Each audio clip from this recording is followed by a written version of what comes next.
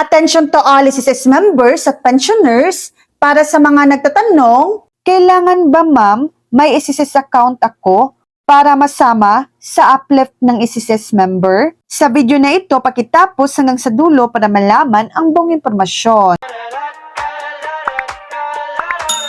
Oo, kung ang tinutukoy ninyo ay ang uplift cash aid para sa SSS members, kailangan ay may .SSS account at may na-enroll na disbursement account, bank account o iba pang pinapayagang payout account sa loob ng itinakdang deadline. Ito ang account na palalagyan ng cash aid kapag kwalipikado ang miyembro. Bukod dito, kailangan ding matugunan ang iba pang requirements kabilang ang low-income employed SSS member, may hindi bababa sa isang contribution noong 2025 o 2026. Kasama sa 2024, CBMS at nakapag-enroll ng disbursement account sa itinakdang deadline. So yan lang po ang latest update.